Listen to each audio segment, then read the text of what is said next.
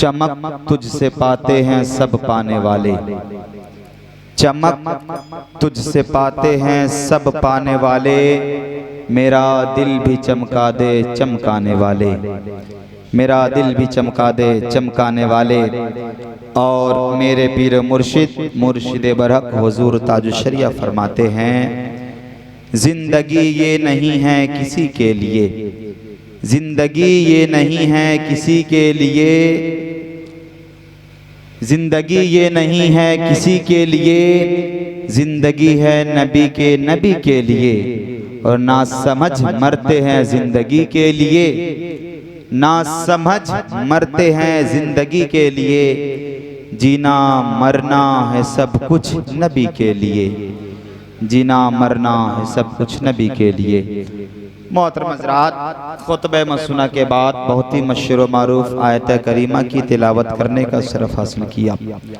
अल्लाह तबारक व तआला कुरान मजीद वल फुरकानुल हमीद में इरशाद फरमाता है, इन्नद्दीना इंदल्लाहिल इस्लाम, बेशक अल्लाह तबारक व तआला के नज़दीक मजहब सिर्फ मजहब इस्लाम है। आज थोड़ी देर के लिए आपके दरमियान हाजिर आया। अल्लाह रब्बुल इज़्ज़त की बारगाह में दुआ है कि मौला हमें हक बोलने, आपको हक सुनने और हम सभी को हक पर अमल करने की तौफीक अता फरमाए। चूंकि आज जलसे का कंडीशन यूं बन चुका है, जलसे हम बेशुमार कर रहे हैं, हर गली गली में जलसा, हर गांव में जलसा है। तकरीरों की कमी नहीं है, न शोरा हजरात की कमी है, न खुतबा हजरात की कमी है। लेकिन आज बनिस्बत कल के हमारे मुआशरे के हालात को देखिए आप। कल इतने जलसे नहीं होते थे जितने जलसे आज हो रहे हैं। कल इतनी तकरीरें नहीं होती थी जितनी तकरीरें आज हो रही है। कल इतनी महफिलें नहीं होती थी जितनी महफिलें आज सजाई जा रही है। वजह क्या है? कल जलसे कम, जुलूस कम, महफिलें कम, सब के सब ईमान वाले थे, सब के सब नमाजी थे, सब के सब कुरान पढ़ने वाले थे। आज जलसे बेशुमार। मैं ये नहीं कहता कि आप जलसे मत कराओ, बेशक आप कराओ, लेकिन मेरे प्यारे, अगर उस जलसे से हम कुछ सीख कर ना जाएं, उस जलसे से कुछ लेकर ना जाएं, तो फिर हमारा आना बेकार है, पूरी रात जागना बेकार है। इसलिए मेरे प्यारे, कहीं भी आप जलसे में जाओ, जरूरी नहीं कि आप फजर के आजान तक आप जलसे को सुनो, जरूरी नहीं कि मौलाना की पूरी 2 घंटे 3 घंटे की तकरीरें सुनो। 10 ही मिनट महफिल में बैठो आप, 10 मिनट के अंदर जब तक आप रहो उस महफिल में, 10 मिनट के बाद जब आप जाओ तो कुछ लेकर जाओ, कुछ लेकर जाएं आप अपने जिंदगी को चमकाए जाने के बाद। असल मकसद हमारा ये है, जलसा कराने का मकसद ये होता है कि हमारे मुआशरे के हालात सुधर जाएं। जलसा कराने का मकसद ये होता है हमारे मोहल्ले के लोग सुधर जाएं। जलसा कराने का मकसद ये होता है जो बुरे काम को अपना चुके हैं, जिनका रास्ता गलत हो चुका है, उन गलत रास्ते को छोड़कर दीन की तरफ माइल हो जाए, शरीयत मुस्तफा पर आ जाए। जलसा का मतलब ये होता है। लेकिन आज हम उस जलसा से इस कदर दूर हो चुके हैं, इस कदर दूर हो चुके हैं कि आज गुमान नहीं किया जा सकता। मेरे प्यारे, आप कहीं के भी जलसे में जाओ तो मेरा पैगाम जरूर आप याद रखना कि उस महफिल से, उस कॉन्फ्रेंस से चंद बातें जरूर आप सीख कर आना। आप चंद बातें सीख कर आओगे ना, अपने घर में अपने बच्चों को बताओगे, अपने बीवियों को बताओगे, अपने वालिदैन को बताओगे, रिश्तेदारों को बताओगे। यकीन जानो आपकी औलादें होंगी। कोई ऐसा बाप हो ही नहीं सकता है, अगर बाप बोले अपने बेटे को अच्छी बात बोले और बेटा सुनने को तैयार ना हो। और कोई ऐसी बीवी हो ही नहीं सकती है शौहर अच्छी बात करे और बीवी सुनने को तैयार ना हो। और कोई ऐसे वालिदैन हो ही नहीं सकते हैं जो बच्चे अच्छी बात करें और वालिदैन सुनने को तैयार ही ना हो। मेरे प्यारे, औलाद ये चाहती है कि मेरा बाप हमें अच्छी बातें सुनाए। बीवी ये सोचती है कि मेरा शौहर घर में आवे ना तो दीन की बातें करें, अच्छी बातें करें। वालिदैन ये सोचते हैं मेरे बच्चे घर आए ना, मेरी औलाद घर आए ना तो दीन की बातें करें, अच्छी बातें करें। हर माँ, हर बच्चे, हर बाप ये चाहता है, हर घर का कल्चर ये बताता है कि दीन की बातें हो, अच्छी बातें हो। लेकिन मेरे प्यारे, आज हमारे मुआशरे के हालात ऐसे हो चुके हैं, बाप शराबी हो रहा है, बेटा शराबी हो रहा है, दादा परदादा शराबी हो रहा है, कोई जुआ खेल रहा है, कोई पत्तियां खेल रहा है। हमारे मुआशरे के हालात इतने गंदे हो चुके हैं, मस्जिदों से आजान की आवाजें बुलंद हो रही है और मियां हमारे हालात ऐसे हैं कि हम मस्जिद के दरवाजे से गुजर रहे हैं, दुनिया के बातों में लबरेज हो चुके हैं। अल्लाहु अकबर, यही कौम मुस्लिम का हाल है। नहीं मेरे प्यारे, कौम मुस्लिम तो वो है आजान की सदा सुने, आजान की आवाजें आए, बिस्तर पे हो तो बिस्तर छोड़ दे, हय्यल सोला हय्यल फला की आवाजें आए, मस्जिद की जानिब जाए। अब हमें अपने रब को याद करना है, अल्लाह को मनाना है। कौम मुस्लिम का तरीका ये था, अल्लाहु अकबर। कल का वो दिन था, मस्जिद नबवी की गलियां हैं, आका करीम सल्लल्लाहु तआला अलैहि वसल्लम का जमाना है। जरा देखें तो सही, अल्लाह अल्लाह, सहाबी ये रसूल हैं जिनके आंखों में रोशनी नहीं है, आंखों में रोशनी नहीं है, तारीकी है, यानी अंधेरा, रात बिल्कुल सन्नाटा है, अंधेरा छाई हुई उस रातों में सहाबी रसूल अजान की आवाज को सुन रहे हैं तो मस्जिद की जानिब आ रहे हैं। अल्लाहु अकबर। जब ये घर जाया करते थे ना, अपने बच्चों को बताया करते थे, अपने बीवियों को बताया करते थे, अपने वालिदैन को बताया करते थे। जानते हो हमारे नबी ने आज क्या पैगाम दिया है, मेरे आका ने क्या पैगाम सिखाया है? और वो सारी बातें जाकर अपने बच्चों को बताते, अपने बीवियों को बताते, अपने माँ को बताते, अपने वालिद को बताते, रिश्तेदारों को बताते कि हुजूर ने हमें पैगाम दिया है कि घर में रहो तो सच बोलो, घर से बाहर रहो तो सच बोलो, दोस्तों अहबाब के दरमियान रहो तो सच बोलो। हुजूर ने आज हमें एक पैगाम दिया है, तुम कहीं भी हो, नमाज का वक्त हो जाए नमाज अदा कर लो। हुजूर ने हमें पैगाम दिया है कि ईमान को पहचानो, ईमान पर कायम रहो। अल्लाहु अकबर। सहाबी अपने घर में आकर बताते और यही तक नहीं, सख्ती के साथ कहते, सुनो सुनो, जो मेरे मुस्तफा के कौल को न माने वो हम में से नहीं। सहाबा जिन्होंने हुजूर को देखा ईमान की हालात में, जिनका खात्मा ईमान की हालात पर हो, वो सहाबा थे। सहाबा जिनका अकीदा ये कि हुजूर से मोहब्बत में जर्रा बराबर कमी आ जाए तो बेटा हो तो बेटे को ठोकर मार देते, वालिदैन हो तो वालिदैन को ठोकर मार देते, रिश्तेदार वाले होते तो रिश्तेदार वाले को ठोकर मार देते। लेकिन नबी की मोहब्बत में जर्रा बराबर आंच आने नहीं देते। तो कौम मुस्लिम वो है मेरे प्यारे। तो आज के जलसे से पैगाम लेकर यही जाना, आका करीम सल्लल्लाहु तआला अलैहि वसल्लम की आमद का महीना है मेरे प्यारे। आप भी नमाजी बनो, अपने बच्चों को भी नमाजी बनाओ, अपने रिश्तेदार को भी नमाजी बनाओ, अपने वालिदैन को भी नमाजी बनाओ, अपने बीवियों को भी नमाजी बनाओ, अपने बच्चों को भी नमाजी बनाओ। खुद भी कुरान सीखो, घर वाले को भी कुरान सिखाओ, खुद भी दीन सीखो, घर वाले को भी दीन सिखाओ। जरूरी ये नहीं है कि हमारा मुआशरा कैसे दुरुस्त होगा, हमारी सोचें ये हो चुकी है कि हमारा मुआशरा, हमारा मोहल्ला कैसे दुरुस्त होगा। हम ये सोचते हैं कि पूरे मोहल्ले के लोग सुधर जाएंगे ना, हर घर का इंसान सुधर जाएगा ना, तब जाकर हमारा मुआशरा दुरुस्त होगा।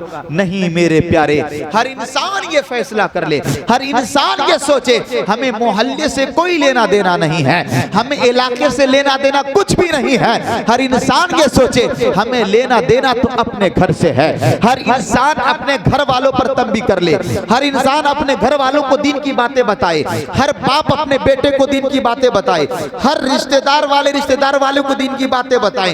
यकीनन जब ये दीन की बातें बताएंगे, यकीनन जब ये कुरान की बातें करेंगे, जब बाप अपने बच्चों पर नजर डाले रहेंगे तो यकीनन जब बच्चा दुरुस्त हो जाएगा, जब घर के लोग दुरुस्त हो जाएंगे तो रिश्तेदार देखेंगे तो कहेंगे ये फला की औलाद जा रही है, ये फला का बेटा जा रहा है, जरा देखे तो देखो तो सही, इनका चलना कितना अच्छा मालूम हो रहा है, इनकी गुफ्तार तो देखो, इनकी बातें तो सुनो, ऐसा मालूम हो रहा है ये रसूल पाक की हदीस की तर्जमानी कर रहा है। जब आपका बच्चा ऐसी बातें करेगा, जब पड़ोसी देखेंगे तो कहेंगे ये तरीका किसने सिखाया है, ये तरीका किसने सिखाया है। जब उस बच्चे से मिलेगा तो वो बच्चा कहेगा ये तरीका मेरे बाप ने सिखाया है।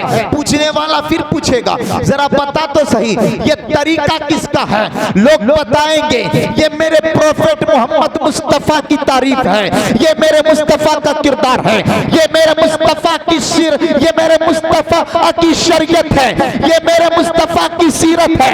जब इंसान देखेगा एक मुसलमान के बच्चे की सीरत जो उसके नबी से मैच करती हुई है, चलना लाजवाब है, बोलना लाजवाब है, इनका किरदार लाजवाब है, तो ऑटोमेटिक वो कहने पर मजबूर होगा ऐ बच्चे जब तेरे किरदार का, तेरे बचपने का आलम ये है तो तेरे नबी मोहम्मद मुस्तफा का आलम क्या होगा।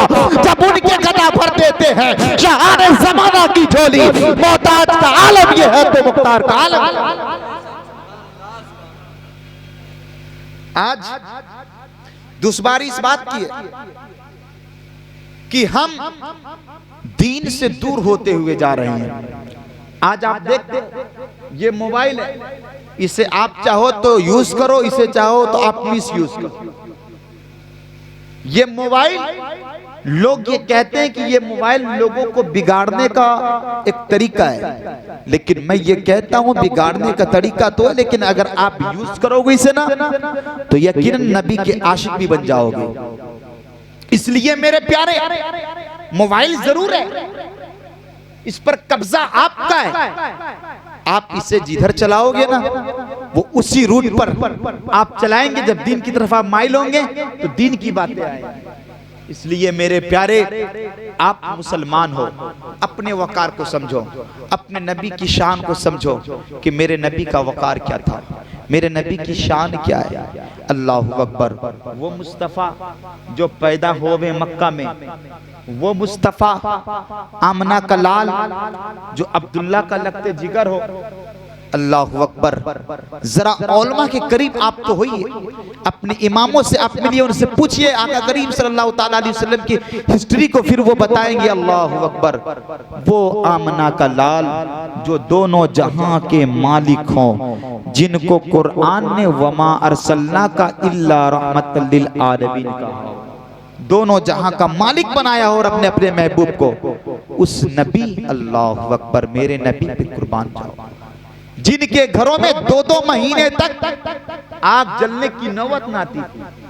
अब जरा सोचिए, जिनकी हुकूमत सिर्फ जमीन पर ही नहीं, आज हाल तो ऐसा कोई प्रधान बन जाए मोहल्ले का तो वो सोचता हम कलेक्टर बन गए, पीएम बन चुके, सीएम बन चुके हैं। वो आमना का लाल जो पूरी जमीन, पूरी दुनिया का हाकिम, वमा अरसलना का इल्ला रहमतल लिल आलमीन, उनका आलम ये कि कई कई महीने तक भूखे रहते, गरीबों को खिलाते। उनका आलम ये कि खुद पेट पर पत्थर बांधते, किसी को भूखा सोने नहीं देते। उनका आलम ये कि सर सजदे में हो, आंसू गिरे, रब को राजी करे, मौला मेरी उम्मत को बख्श दे। वो मेरे मुस्तफ़ा की शान है। अल्लाहु अकबर। वो मुस्तफ़ा हमारे लिए कभी कांटों पर चले, वो मुस्तफ़ा हमारे लिए कभी पत्थर खाते रहे, वो मुस्तफ़ा हमारे लिए लोगों की गालियां सुनते रहे, वो मुस्तफ़ा हमारे लिए जिस्म पर पत्थर खाते रहे, वो मुस्तफ़ा हमारे लिए चोट पर चोट खाते रहे। लेकिन मेरे मुस्तफ़ा के किरदार पर जमाने ने जब उंगली उठाई ना, लेकिन मेरे मुस्तफ़ा ने बताया ओ उंगली उठाने वालों उठाओ, तुम्हें परेशान करना है ना परेशान करो, तुम्हें पत्थर मारना है ना मारो। मेरे मुस्तफा पत्थर खाते रहे, मेरे मुस्तफा गालियां सुनते रहे, फिर भी मेरे मुस्तफा मुस्कुराते रहे। अल्लाह अकबर। हालात तो ऐसे भी बने कि जालिमों ने मेरे मुस्तफा के रुखसारे मुस्तफा जाने रहमत के रुखसारे मुबारक पर जब वार किया ना, मेरे मुस्तफा के दांत शहीद हो गए। जालिमों ने इतने जुल्म और सितम किए कि मक्कतुल मुकर्रमा के वादी से आका करीम सल्लल्लाहु ताला अलैहि वसल्लम को मक्का शरीफ छोड़ना पड़ा, मदीना शरीफ हिजरत किए। जरा देखे तो सही, इतनी परेशानियां कौन उठाता है? किनके लिए मेरे मुस्तफा गालियां सुनते रहे, किनके लिए मेरे मुस्तफा पत्थर खाते रहे। अल्लाह अकबर। सर सजदे में होता ना मेरे मुस्तफा का, तो जालिम जानते हो ऊंट की उजड़ियां लाकर, जानवरों की उजड़ियां लाकर मेरे मुस्तफा के पुश्ते अनबर पर डाल दिया करता था। अल्लाह अकबर। मेरे मुस्तफा जिनकी शान जो सरापा नूर वाले बनकर आए हो, जिनकी उंगलियों के इशारे से चांद तो टुकड़ा हो जाए, जिनके उंगलियों के इशारे से सूरज पलट आए, जिनकी उंगलियों के इशारे से पेड़ उखड़कर मुस्तफा के कदमों में आ जाए। अल्लाह अकबर। वो नबी हमारे लिए भूखे रह रहे हैं। और सिर्फ 1-2 महीने की बात नहीं, 63 साल जिंदगी उठा कर देखे मेरे मुस्तफा की। मेरे मुस्तफा जब 40 साल की जिंदगी गुजार ली है, 40 साल के बाद मेरे मुस्तफा पर कुरान की आयत नाजिल शुरू हुई है। अब जरा देखे तो सही, 40 साल तक लोगों ने मेरे मुस्तफा को सादिक कहा, 40 साल तक मुस्तफा को मक्का वालों ने सच्चा कहा, मेरे मुस्तफा को सादिक कहा, मेरे मुस्तफा को अमीन कहा, मेरे मुस्तफा को हाकिम माना, मेरे मुस्तफा को सच्चा जाना। लोगों को जब फैसला करवाना होता ना, तो सब ये कहते जाओ अब्दुल्ला के नूरे नजर मोहम्मद को बुला कर लाओ। मेरे मुस्तफा आते और फैसला करते, सब मेरे मुस्तफा की बात को एक्सेप्ट करते और कबूल कर लेते। 40 साल के बाद जैसे ही मेरे मुस्तफा ने नबूवत का ऐलान किया, नबूवत का ऐलान जैसे ही मेरे मुस्तफा ने किया कि मैं नबी बनाकर भेजा गया हूं और आखिर नबी हूं। जो लोग 40 साल तक सच्चा कहते रहे, जो लोग 40 साल तक मेरे मुस्तफा को सादिक माना, जो लोग 40 साल तक मेरे मुस्तफा के बारे में ये कहते रहे कि ये अमीन है, ये फैसला हक करते हैं, इनकी बातें सच्ची होती है, ये कभी झूठ नहीं बोलते हैं, वही लोग गाली बकने लगे, वही लोग सताने लगे, वही लोग परेशान करने लगे, वही लोग पत्थर बरसाने लगे। अल्लाह अकबर। हालात तो ऐसे हो चुके थे कि मेरे मुस्तफा रात की अंधेरे में, रात की इसकी अंधेरी रातों में मेरे मुस्तफा ने मक्का से जब मदीना शरीफ का हिजरत किया था मेरे प्यारे, साथ में कोई और नहीं, सिर्फ सैयदना सिद्दीक अकबर थे। अल्लाह अकबर। इस पुरफतन माहौल में भी सैयदना सिद्दीक अकबर मेरे मुस्तफा के साथ है। कोई आकर तो पूछे मेरे मुस्तफा की शान सैयदना सिद्दीक अकबर से। अल्लाह अकबर। मक्का में हो तो साथ में हो, सफर में हो तो साथ में हो, हिजरत में हो तो साथ में हो, मदीना शरीफ में हो तो साथ में हो, यहाँ तक के दुनिया से रुखसत फरमाने के बाद, दुनिया से जब रुखसत फरमाए तो नबी के साथ हो, आशिक हो तो ऐसा हो। कहने का मतलब ये है मेरे प्यारे, आप आशिक बनो। कहने का मतलब ये है जब इंसान आशिक होता है ना तो वो सच्चा भी होता है। इंसान जब आशिक होता है ना तो वो सच बोलता है। इंसान जब आशिक मुस्तफा का होता है ना फिर वो कभी झूठ नहीं बोलता है। जो मुस्तफा का आशिक होता है ना वो कभी गीबत नहीं करता है। जो मुस्तफा का आशिक होता है ना कभी चुगलखोरी नहीं करता। जो मुस्तफा का आशिक होता है ना वालिदैन को कभी नहीं सताते। जो मुस्तफा का आशिक होता है ना इमामों को कभी बुरा नहीं कहता। जो मुस्तफा का आशिक होता है ना उलमा को हकारत की नजर से नहीं देखते। जो मुस्तफा का आशिक होता है ना अमानत में खयानत नहीं करते। जो मुस्तफा के आशिक होते हैं ना वो नमाजी होते हैं। जो मुस्तफा के आशिक होते हैं ना वो कुरान पढ़ने वाले होते हैं। जो मुस्तफा के आशिक होते हैं ना वो नमाजियों के साथ साथ चलने वाले होते हैं। जो मुस्तफा के आशिक होते हैं ना गाजियों के साथ साथ चलने वाले होते हैं। जो मुस्तफा के आशिक होते हैं ना मुस्तफा जाने रहमत की बातों पर अमल करने वाले होते हैं। जो मुस्तफा के आशिक होते हैं ना मुस्तफा पर जान देने की बातें करते हैं। मेरे प्यारे आशिक दो किस्म के होते हैं। एक आशिक तो वो है कि ज़बान से ये कह देना कि हम नबी के आशिक हैं, जलसा और जुलूस सजाएंगे, हम नबी के आशिक हैं, जलसा और जुलूस में जाएंगे, हम नबी के आशिक हैं, उलमा को बुलाएंगे, हम नबी के आशिक हैं, तकरीर कराएंगे, हम नबी के आशिक हैं, नात खाने कराएंगे। ये तो एक क्वालिटी है इश्क करने की, लेकिन एक आशिक वो है, सच्चा आशिक वो है, जलसा होबे या ना होबे, उलमा आबे या ना आबे, दीन की बातों पर कायम रहे सख्ती के साथ। वक्त नमाज का आए नमाज पढ़ ले, वक्त मिले कुरान पढ़ ले, वालिदैन की खिदमत कर ले, वालिदैन को इज्जत और आबरू के साथ देखे, वालिदैन के साथ इज्जत और आबरू के साथ पेश आए, बच्चों पे शफकत करे, बड़ों की इज्जत करे, अपने बहनों के साथ इज्जत और आबरू के साथ पेश आए, अपने भाइयों की हुकूक को अदा करे। अमा जब मुस्तफा का सच्चा आशिक होता है ना, वो इतना पावरफुल हो जाता है, दिन हो या रात उसे ये नहीं देखा जाता, नजरों में तो मुस्तफा का इश्क चमकता है और वो कहता है, ऐ मेरे मुस्तफा ये जान दी गई है आपके लिए, करूं तेरे नाम पे जा फिदा, न बस एक जा दो जहां फिदा, दो जहां से भी जी भर, दो जहां से भी नहीं जी भरा, करूं क्या करोड़ों जहां नहीं। मेरे इमाम फरमाते हैं, दो जहां से भी नहीं जी भरा, करूं क्या करोड़ों जहां नहीं। या रसूल अल्लाह, अगर करोड़ों जान होते तो आप पर कुर्बान कर देते, लेकिन आज हमारा हाल, हम इश्क का तो दावा करते लेकिन झूठे साबित होते।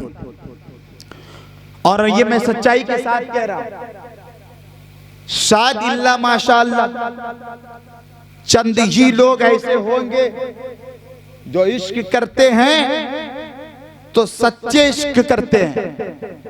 ये नहीं कि हम मुस्तफा के आशिक हैं, सप्ताह में सिर्फ एक दिन मस्जिद को नमाज पढ़ने के लिए जाएं। अल्लाहु अकबर, इबादत बेशुमार। आप गरीबों की मदद करें, ये भी एक इबादत है। यतीमों की मदद करें, ये भी एक इबादत है। रोजा रखेंगे, ये भी इबादत है। हज करेंगे, ये भी एक इबादत है। ज़कात देंगे, ये भी एक इबादत है। महफिल को सजाएंगे और उसमें आएंगे, ये भी एक इबादत है। मुस्तफ़ा की सीरत को सुनेंगे और उस पर अमल करेंगे, ये भी एक इबादत है। लेकिन एक ऐसी इबादत है जो अफजलुल इबादत है, तमाम इबादतों से अफजल है, उस इबादत का नाम नमाज है।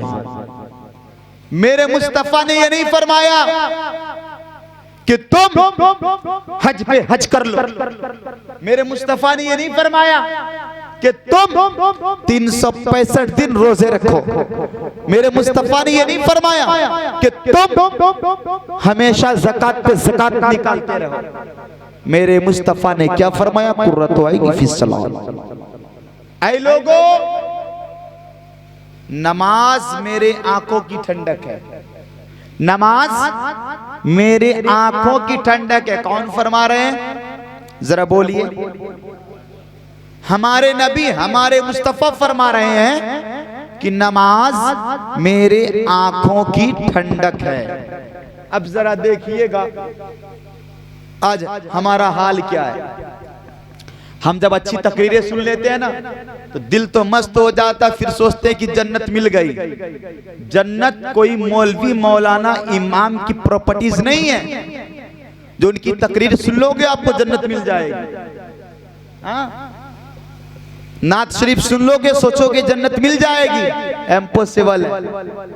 ये अलग बात, आप सुनोगे उसका फायदा मिलेगा आपको, लेकिन जन्नत नहीं मिल सकती।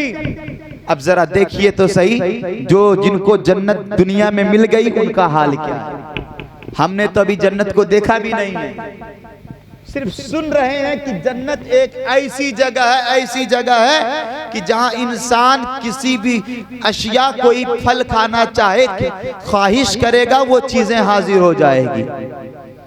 जन्नत में सोने और चांदी के नहरें बहेंगे, सुनते हैं और हकीकत है, हदीस नबवी है।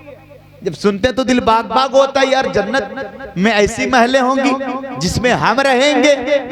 लेकिन जरा आओ तो सही, जरा देखो तो सही, जो लोग वाकई जन्नती थे, जो लोग वाकई जन्नती थे और नबी ने कह दिया उन्हें तुम जन्नती हो। 10 सहाबा ऐसे जिनको अशरे मुबश्शरा कहते हैं। अशरा के माने अरबी में 10 के होते हैं और उन 10 सहाबियों को अशरे मुबश्शरा कहते हैं। नबी ने उन 10 सहाबा के बारे में फरमाया कि तुम जन्नती हो। कहां फरमाया? दुनिया में फरमाया, अबू बकर तुम जन्नती हो, उमर तुम जन्नती हो, उस्मान तुम जन्नती हो, अली तुम जन्नती हो, उबैदा इब्न ज़र्रा तुम जन्नती हो, अब्दुर्रहमान इब्न औफ तुम जन्नती हो, तलहा तुम जन्नती हो, जुबैर तुम जन्नती हो।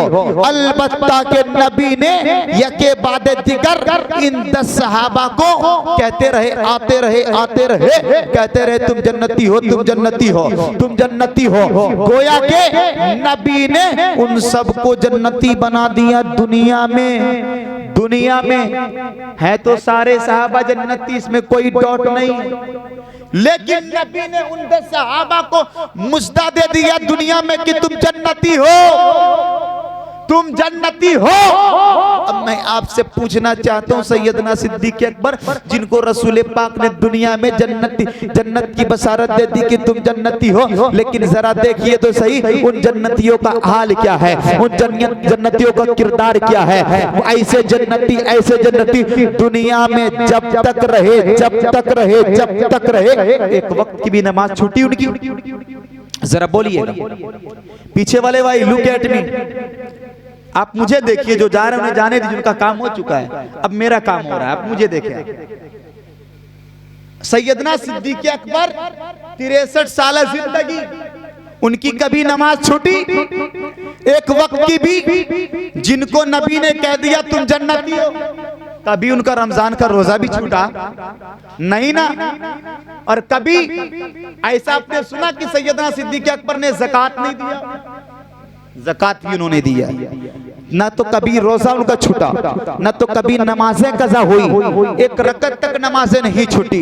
अलबत्ता के गरीबों की मदद करते रहे, यतीमों की मदद करते रहे, हर एक की मदद करते रहे, कभी उनकी नमाजें फौत नहीं हुई। और आशिक तो ऐसे गुजरे, ऐसे आशिक गुजरे, जब हिजरत कर रहे थे ना, जब गारे सोर में पहुंचे ना सैयदना सिद्दीक अकबर, जब नबी के रुखसारे मुबारक को सर अक़दस को अपने जानवे अक़दस पर रखकर हुजूर आराम फरमा रहे थे ना, सांप बार बार पैरों में डसता रहा लेकिन पैरों को न हटाया, यहाँ तक कि जहर फैल गया ना।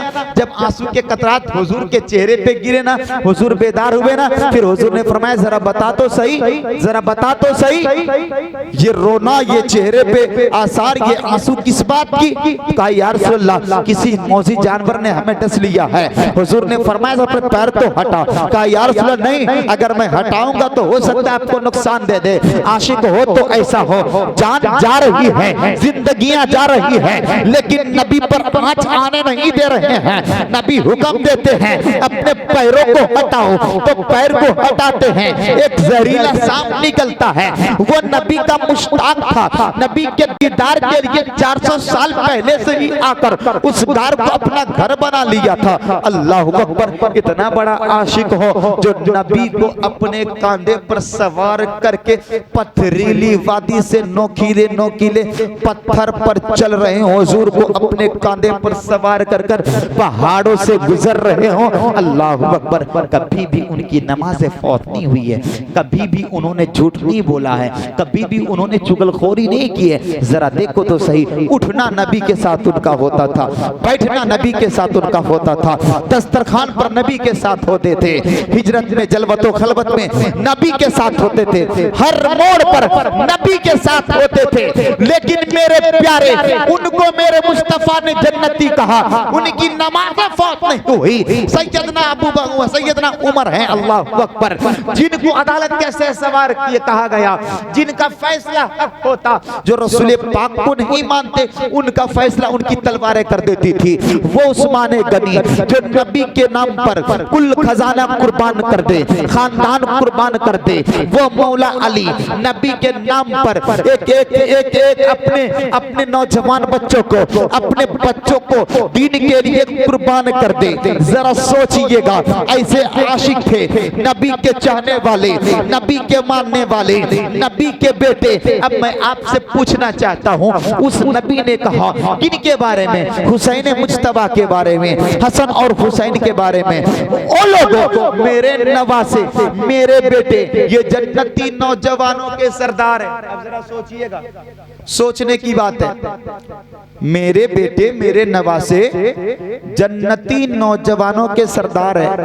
अगर कोई कह दे, वक्त का हाकिम आकर कह दे आपको कि आप शोबा जिला इलाहाबाद के हाकिम हो, तो हाकिम अगर मुसल्लत करार दे दिया जाए आपको, तो आप दुनिया की सारी चीजों से दूर हो जाओगे। आपको कोई लेना देना नहीं होगा। आपको कहना यह होगा हमें किस चीज की दिक्कत है। लेकिन जरा देखो तो सही, नबी ने अपने नवासे को जन्नती नौजवानों का सरदार बनाया। अल्लाह अकबर, अल्लाह अल्लाह।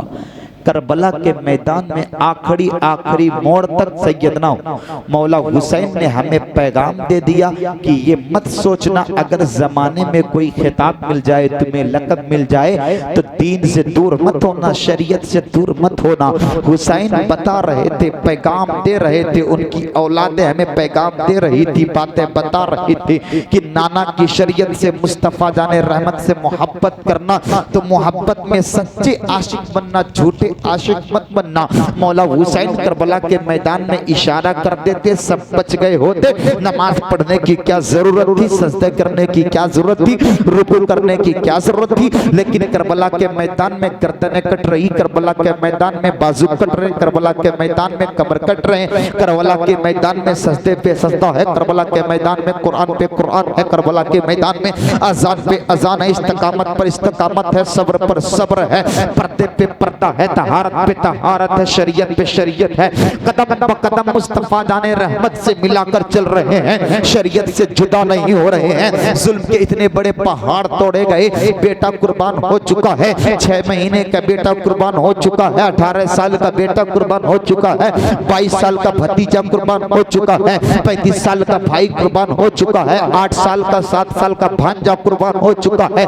इतनी मैयतें, इतनी लाशें घर में पड़ी हुई है, उसके बावजूद भी नमाज पे नमाज पढ़ रहे हैं। औरत नमाज पढ़ रही है, बेटियां नमाज पढ़ रही है, बीबियां नमाज पढ़ रही है, माएँ नमाज पढ़ रही है, बच्चे नमाज पढ़ रहे हैं, मौला हुसैन भी नमाज पढ़ रहे हैं। यहाँ तक कि आखिर मोड़ आया तो यजीदियों से कहकर चले गए, मौला हुसैन ये वक्त कौन सा है, नमाज की है तो हमें नमाज पढ़ लेने देना। मौला हुसैन सजदे की आलम में थे, जालिमों ने वार करना चाहा, गर्दन को सर को तन से जुदा कर दिया। इन्ना लिल्लाहि व इन्ना इलैहि राजिऊन। मौला हुसैन ने पैगाम दे दिया, ओ यजीदियो, तू ये सोचता है कि हुसैन कट गया, देख हुसैन कटा नहीं है। हुसैन का मकसद ये था कि नमाज पर कायम रहना, शरीयत पर कायम रहना। देख दुनिया गवाह है, ओ यजीदियो, हुसैन के गर्दन तो कटे हैं, शरीयत के नाम पर,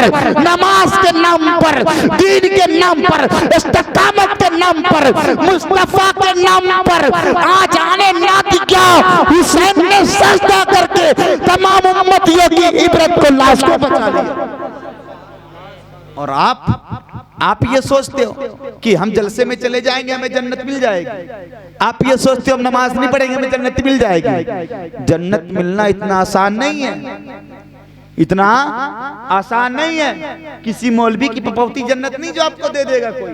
इसलिए मेरे प्यारे, कुछ की उम्रें तो गुजर चुकी, हमारे बुजुर्ग हो चुके हैं, कुछ नौजवान है, कुछ नौजवान होने वाले, कुछ हमारे बच्चे, कुछ हमारी माँ बहनें। मैं सबको आखिर पैगाम दे रहा हूं, मेरी माँ बहनों आप भी गौर से सुनना। हकीकत बातें कड़वी होती है, अगर आप अमल कर लोगे ना यकीनन आप कामयाब हो जाओगे।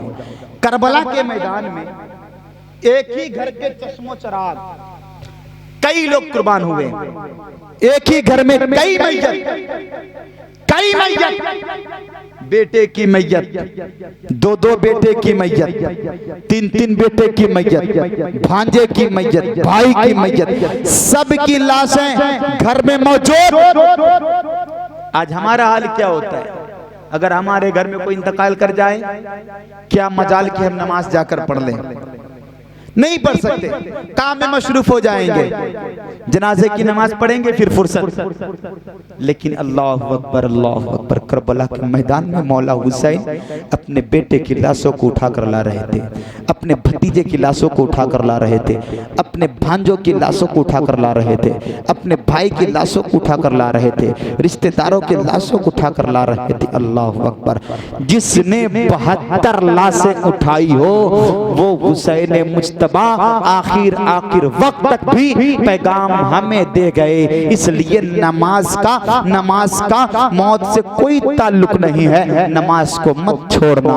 अगर इंतकाल कोई कर जाए तो ये मत सोचना कि नमाजें माफ हो जाएगी, शरीयत आपसे मुनक़ता हो जाएगी। नहीं, शरीयत का पैगाम जैसे कल था तो मरने के बाद भी घर वालों पर है। इसलिए मेरे प्यारे, अगर घर में कोई इंतकाल कर जाए तो बेहतर ये है कि आप जाकर नमाज पढ़ो, उनकी मगफिरत की दुआ करो, तो यकीनन वो दुआएं इजाबत इलाही से टकराएगी, रब मचलेगा, रब की रहमतें मचलेगी और रब फरमाएगा, ऐ फरिश्ते देख तो सही, इसके घर में मातम हो रहा है। मरने वाला किसी का बाप है, किसी का भाई है, किसी की बीवी है, किसी की माँ है, किसी की बेटी है, किसी की औलाद है। इसे तो गम मनाना चाहिए था, इसे तो रोना चाहिए था। देख तो सही, मस्जिद में आकर मुझे याद कर रहा है, मुझे पुकार रहा है, तू गवाह रहना, मैंने इनके घर वाले को बख्श दिया है, इसकी निजात हो रही है। इसलिए मेरे प्यारे, आज के जलसे से पैगाम लेकर जाना, शकील उस ज़मा के जुमले को नोट कर लेना। इसलिए मेरे प्यारे, दीन पर काम रहोगे, दीन पर अगर कटन रहोगे, दीन पर अगर गामजन रहोगे, शरीयत पर चलोगे तो इज्जत भी मिलेगी, शोहरत भी मिलेगी, इज्जत भी मिलेगी, शोहरत भी मिलेगी, दौलत भी मिलेगी और जन्नत भी मिलेगी। इसलिए मेरे प्यारे, और हुजूर ने यही फरमाया है कि नमाज जन्नत की कुंजी है। नमाज जन्नत की कुंजी है। अब कुंजी कहते हैं किसे? चाबी को कहते हैं। जन्नत है कहां? बुलंद जगह। लेकिन अल्लाह ने जन्नत की चाबी दुनिया में डाल दी।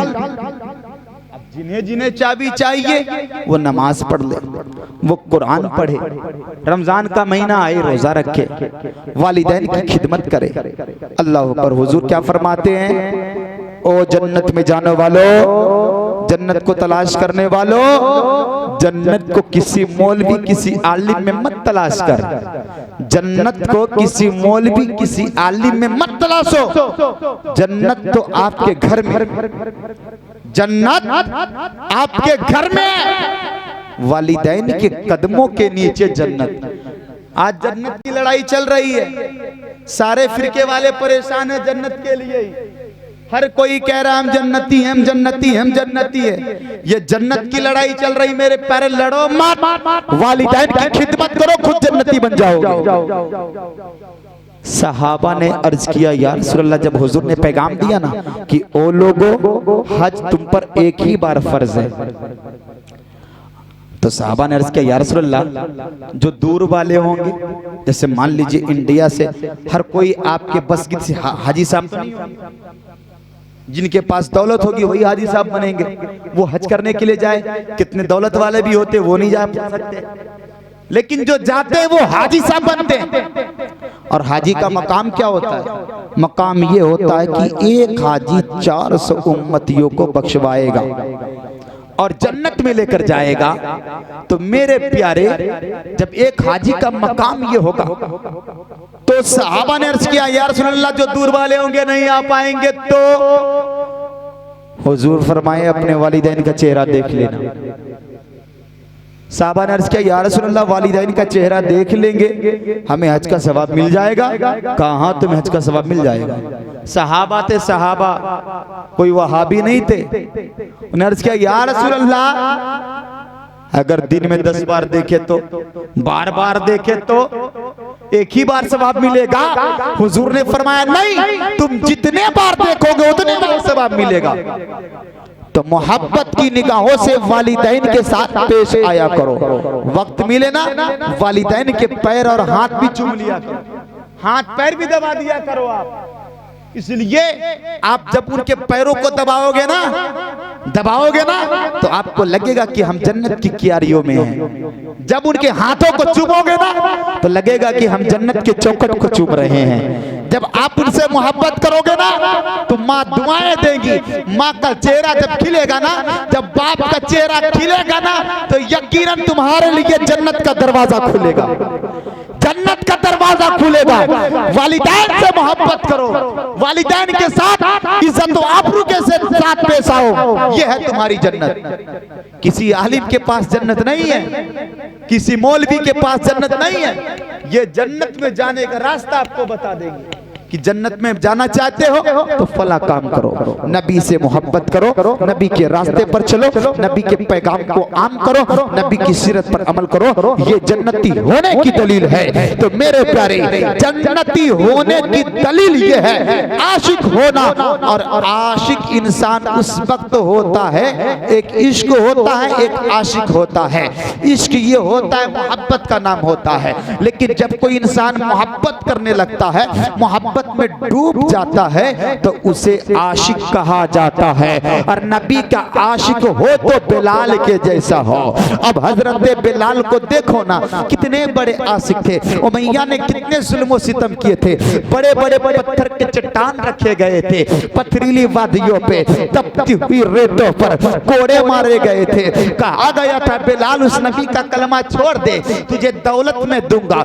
बिलाल उस नबी का कलमा छोड़ दे, उसका दीन छोड़ दे, तुझे इज्जत मिल जाएगी, शोहरत मिल जाएगी। बिलाल ने जवाब दिया तो उमैया को, सुन ले, अगर तू हमारे जिस्म का चमड़ा उखाड़ना चाहता है तो उखाड़ ले, लेकिन मेरे दिल से उस नबी की मोहब्बत नहीं जाएगी। बिलाल ने क्या देखा था जो ऐसी बातें करने लगे थे?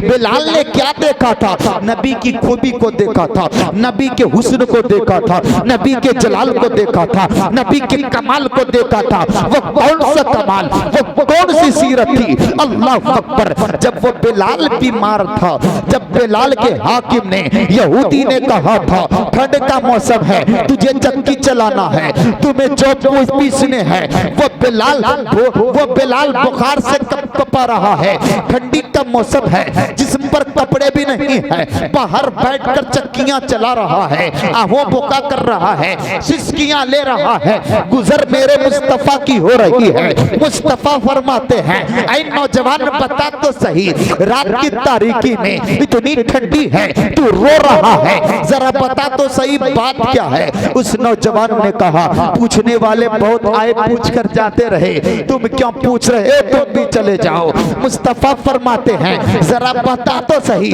मैं उनमें से नहीं हूँ। उसने बताना शुरू किया बिलाल हबशी ने कि मेरा मालिक है, मुझ पर जुल्म सितम करता है, मुझसे ज्यादा दाम लेता है, मैं बीमार हूँ, नातबा हो चुका हूँ, कमजोर हो चुका हूँ, खाने को कुछ मिल नहीं रहा है, बीमारी की अलालत है, मैं बीमार हूँ और ठंड का कपड़ा नहीं है। हुजूर ने सारी बातें सुनी, मेरे मुस्तफा वहां से चलने लगे।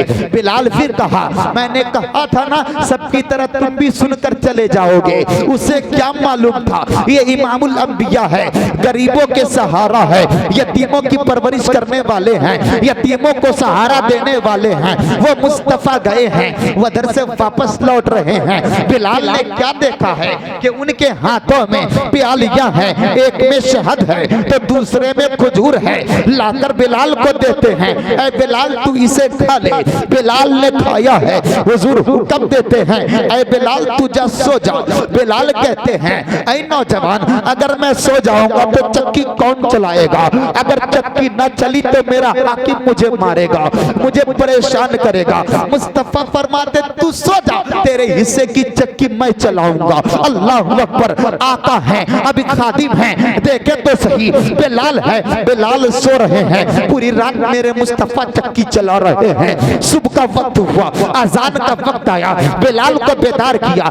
ऐ बिलाल, अब ले तेरे हिस्से की मैंने जो को पीस दिया है, चक्की चला दी है, अब तू आराम कर। अब मैं अपने खुदा की इबादत करने के लिए जा रहा हूँ, नमाज का वक्त हो चुका है। मुस्तफा जाने रहमत नमाज के लिए लौट रहे हैं, नमाज अदा की है। दूसरी रात फिर मेरे मुस्तफा बिलाल के पास आए हैं। बिलाल तू आराम कर, तेरे हिस्से की चक्की मैं चलाऊंगा। अब मेरे मुस्तफा बिलाल के हिस्से की चक्की चला रहे हैं। 3 रातें गुजर गई, हुजूर आते रहे, चक्की चलाते रहे और बिलाल आराम करते रहे। यहाँ तक के बिलाल की तबीयत दुरुस्त हो गई, बीमारी दूर हो गई। मेरे मुस्तफा फरमाते हैं ऐ बिलाल अब मैं जा रहा हूँ। इतना सुनना था, बिलाल तड़प गए, बिलाल तड़पे और कहने लगे जरा अपना नाम तो बताता जा, जो दूसरों की मदद करे, जो दूसरे की चक्की चलाए और दूसरे को आराम करने को कहे, खुद चक्की चलाए।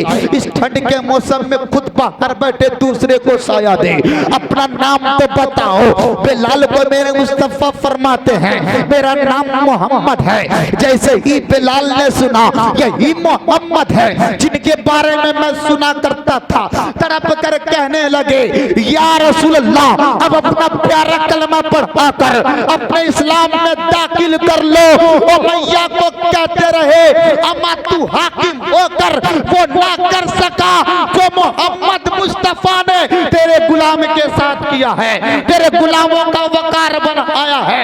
बिलाल फरमाते हैं जब तक बिका न था कोई पूछता न था, तूने खरीद कर मुझे अनमोल। वो मुस्तफा है, वो मुस्तफा की सीरत है। बिलाल कहते रहे तू तपती रेत पर लिटाता लिटा, आंख के सोले पर लिटाना हो लिटा दे, जिस्म की चमड़ी को उखेड़ना हो उखेड़ ले, लेकिन उस नबी की मोहब्बत दिल से नहीं जाएगी, उस नबी का कलमा नहीं छूटेगा। आशिक बनो तो ऐसे बनो, इश्क नबी से करो तो ऐसे करो। ऐसे होते हैं आशिक, ऐसे होते हैं नबी पर जान कुर्बान करने वाले। और जो लोग ऐसे होते हैं ना, वो यकीनन फिर वो जन्नती होते हैं। इसलिए मेरे प्यारे, आप जलसा कीजिए, अच्छी बात है, जुलूस निकालिए, अच्छी बात है। आप जलसे से पैगाम लेकर जाया कीजिए, अपने कल्चर को बदलने की कोशिश कीजिए। और अहम बात कहकर गुजर जाऊं मैं, मेरे हुजूर ने आज से पौने 1500 साल पहले फरमाया, क्या फरमाया मेरे मुस्तफा ने कि तुम इल्म सीखो। इल्म दीन सीखने के लिए अगर तुम्हें चीन जाना पड़े तो जाओ। आज काफी अफसोस के साथ कहना पड़ता है कि मुसलमान का बच्चा उसे कुरान पढ़ना नहीं आता, मुसलमान का बच्चा उसे नमाज पढ़ना नहीं आता। अफसोस के साथ कहना पड़ता है मुसलमान का बच्चा उन्हें सूरह फातिहा पढ़ना नहीं आता। और मैं दलील के साथ कह रहा हूं, आपने मोहल्ले का सर्वे कर लीजिएगा, 99% नौजवान ऐसे मिलेंगे जिन्हें कुरान पढ़ना नहीं आता। आज की डेट में नमाज पढ़ना नहीं आता, ये आप कहां सीखोगे? ये सारी बातें आपको यूनिवर्सिटीज में नहीं सिखाई जाएगी, किसी न्यूज चैनल पे नहीं, किसी टेलीविजन और ये मोबाइलों पे नहीं। ये बातें औलमा आपको बताएंगे, आपके इमाम बताएंगे, आप इनसे मिलें, इनसे दिन की बातें सीखें। लेकिन अफसोस, हमें तो दुनिया के सारे काम करने के लिए वक्त मिल जाता है, लेकिन क्या मजाल कि हम इमाम साहब पास बैठकर चंद मिनट बैठकर दिन की बातें सीख लें, कुरान सीख लें। पछताओगे मेरे प्यारे, अभी वक्त है आपके पास, आप इल्म दीन सीखो, दीन के करीब हो जाओ। और जब आप दीन सीखोगे ना, तो घर के अंदर दीन आ जाए ना, तो यकीनन फिर वो घर घर नहीं, वो जन्नत है।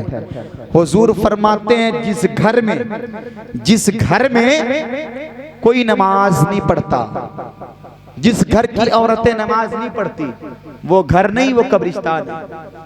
आप सर्वे करके देख लीजिए अपने मोहल्ले में कितने घर के ऐसी औरतें होंगी, हमारी माँ बहनें होंगी जो नमाज नहीं पढ़ती, हमारे नौजवान नमाज नहीं पढ़ते, बुजुर्ग नमाज नहीं पढ़ते। मेरे प्यारे सर्वे करो आप, मेरा सर्वे किया हुआ है। गलती से अगर इमाम साहब की एक वक्त की नमाज कज़ा हो जाए, फिर पूरे मोहल्ले वाले इमाम साहब के सर पे सवार। आपको रखा गया इसी काम के लिए। अगर एक टाइम अजान ना हो तो प्रॉब्लम, आपको हम तनख्वाह दे रहे हैं और आप सो रहे हो, अजान फजर की नहीं हुई, नादानो इमाम साहब पर ही सिर्फ नमाज फर्ज हुई है कि तमाम मोमिनों पे नमाज फर्ज है।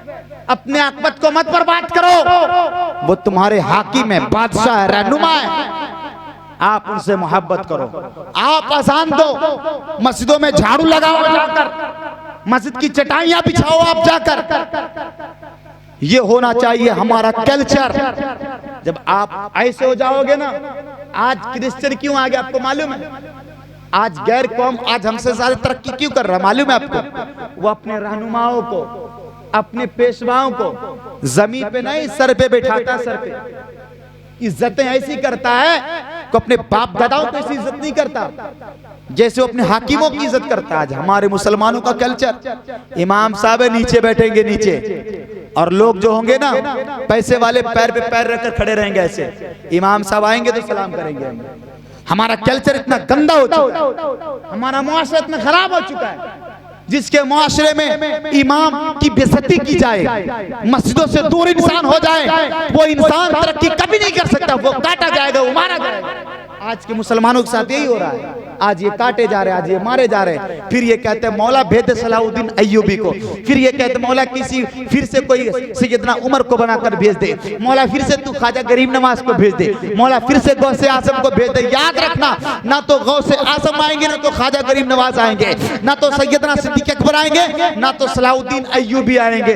हमें सही गुलामाने ख्वाजा बनना पड़ेगा, गुलामाने गौस बनना पड़ेगा, गुलामाने बाल बनना पड़ेगा। इसलिए मेरे प्यारे, जब सच्चे आशिक बनोगे, नमाजी बनोगे, घर वाले को नमाजी बनाओगे, दीन के करीब करोगे, याद रखना तुम्हारी बेटियां नमाजी होगी, तुम्हारी बहुएं नमाजी होगी, तुम्हारी माएं नमाजी होंगी, तुम्हारे बाप नमाजी होंगे, तुम्हारे बेटे नमाजी होंगे, सब दीन पर चलने वाले होंगे।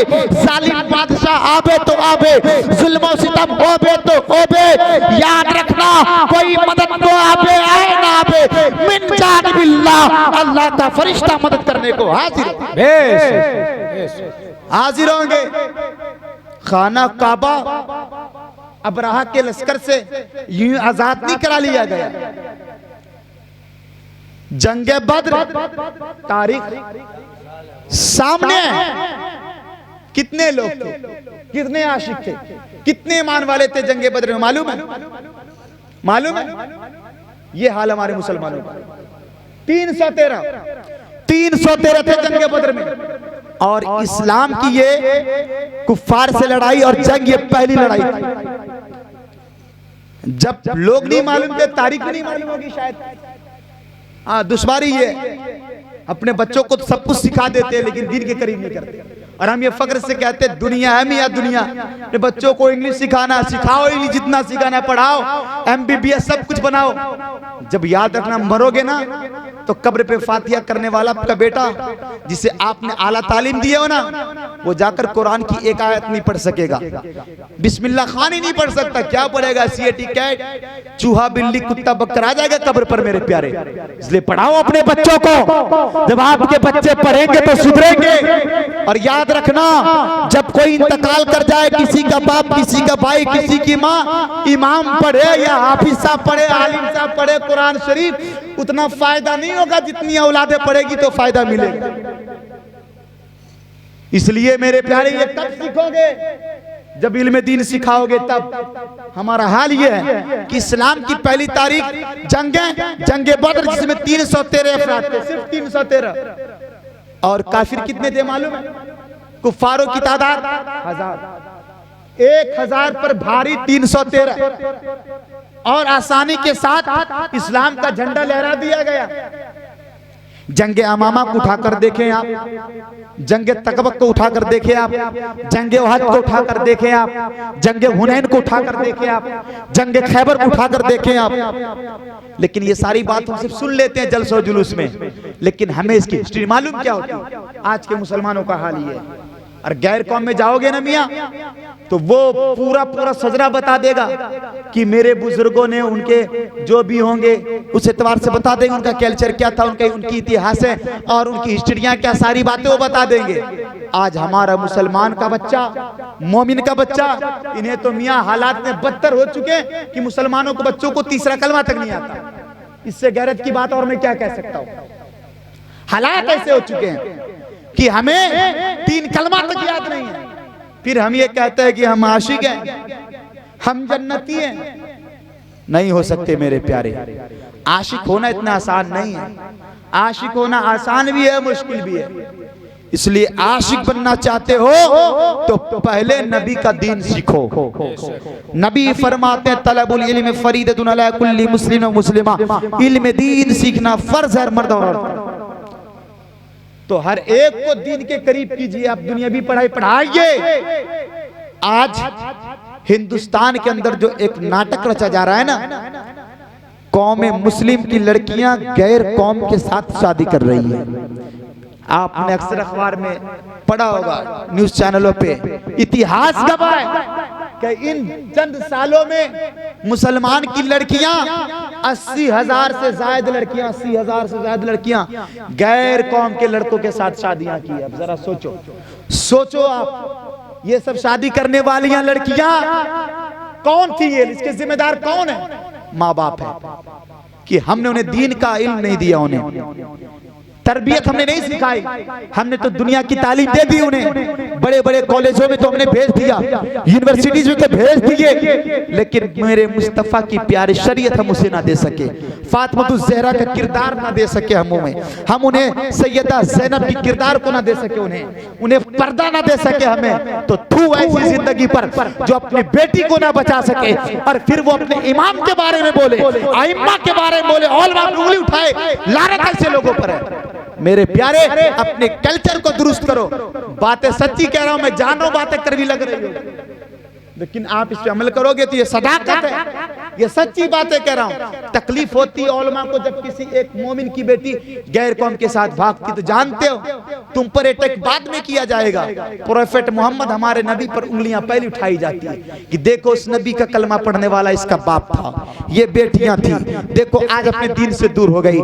मेरे प्यारे, हिंदुस्तान में ये एक नुमाइश के तौर पर एक कल्चर रचा जा रहा है कि उनकी लड़कियों को उनके दीन से बर्बाद करो और दुनिया से भी बर्बाद कर दो। इसलिए मेरे प्यारे, अपने बच्चियों को कम पढ़ाओ, दीन का इल्म दो उन्हें, कुरान सिखाओ, कुरान के हाफिजा बनाओ, दीन के करीब करो, शरीयत का इल्म दो उन्हें। जब आपकी बेटी शरीयत सीखेगी तो वो कहते कहते ये कहेगी मरते मरते, ओ मर्दूदो सुन ले मेरी जान तो चली जाएगी, लेकिन बीबी फातिमा ने जो हमें तरीका दिया है, चेहरे से कभी पर्दा को हटने नहीं दूंगी, वो पैगाम जाहिर कर देगी। करबला के मैदान में बीबी ज़ैनब ने चेहरे को मिटने ना दिया, पर्दे को हटने ना दिया, सब्र को खत्म होने ना दिया। तो मैं उनकी कनीज़ा हूँ, अपनी जान तो दे दूंगी लेकिन शरीयत को बर्बाद होने नहीं दूंगी। नारे तकबीर, नारे रिसालत, जश्न ईद मिलादुन नबी। ये हाल आज हो चुका है हमारा मेरे प्यारे। चूंकि अब वक्त नहीं जो मैं गुफ्तगू आपके दरमियान करूं, ज्यादा बोलना भी बदहाजमी होने की बीमारी है। जाहिर सी बात है, अगर मैं ज्यादा बोलूंगा आप अमल नहीं कर सकते हो। चंद बातें सुनिए, अमल कीजिए, वो आपके लिए बेहतर है। और ये महफिल अकीका के ताल्लुक से, जनाब शकील साहब के घर में अकीका है, उनके ताल्लुक से है। तो मेरे प्यारे, अपने बच्चों का अकीका भी आप किया कीजिए, बड़ा फायदा है इसमें, बड़ा फायदा है। हुजूर फरमाते हैं अकीका करो, जिंदगी बड़ा करती इससे। और हमारे हालात तो ऐसे, मियाँ अकीका कब करते मालूम है? जब घर में किसी की शादी हो तो अकीका करते नहीं। मेरे प्यारे, बच्चे पैदा हो तीसरे दिन या 7वें दिन आप अकीका कर दो, ये तरीका है। वैसे आप जब चाहो कर सकते हो, बेहतर तरीका ये है। तो आज से, आज की महफिल में आप अहद कर लो, वादा कर लो कि हम यहाँ से जाएंगे तो हम नमाज भी पढ़ेंगे, वालिदैन से मोहब्बत के साथ भी पेश आएंगे, कुरान भी पढ़ेंगे और अपने बच्चों को दीन के करीब भी करेंगे। करेंगे ना इंशाअल्लाह? करेंगे ना? कितने लोग नमाज पढ़ेंगे जरा हाथ उठाकर बताएं कल से? माशाअल्लाह सब लोग पढ़ना। आखिर हदीस सुन लो, हुजूर फरमाते हैं जो शख्स वादा करता है और वादा खिलाफी करता है वो जहन्नमी है। इसलिए आज के महफिल में हमारे हुजूर आए ना, सहाबा आए, नबी आए, बुजुर्गान दीन आए, सबका कीदा है ना। तो ये मत सोचना कि मौलवी के सामने हमने वादा किया है। इस मौलवी की क्या औकात जब से इसके सामने वादा करोगे? आपने अल्लाह और रसूल को हाजिर व नाजिर समझकर आपने वादा किया है। इसलिए मेरे प्यारे नमाज पढ़ना, दीन के करीब रहना, आपकी कामयाबी इसमें है, वरना बर्बाद हो जाओगे मेरे प्यारे। दुनिया भी तबाह बर्बाद हो जाएगी और आप अपने हाथों से आखिरत को भी बर्बाद कर दोगे। इसलिए भरोसे में से रुस्वा ना होना पड़े आपको, काम वो ले लीजिए तुमको जो राजी करे, ठीक हो नामे रजा, तुम पे करोड़ों दरूद। हमें बोलने या आपके सुनने में किसी भी चीज की गलतियां अल्लाह तबारक व तआला माफ फरमाए। अस्तगफिरुल्लाह रब्बी मिन कुल्ली ज़ंबी व अतूबु इलैहि, ला इलाहा इल्लल्लाह मुहम्मद सल्लल्लाहु तआला अलैहि वसल्लम। इस्लाम जिंदाबाद, व मा अलैना इल्लल बलाग। इस्लाम पाइंदाबाद। अस्सलामु अलैकुम, सलातो सलाम।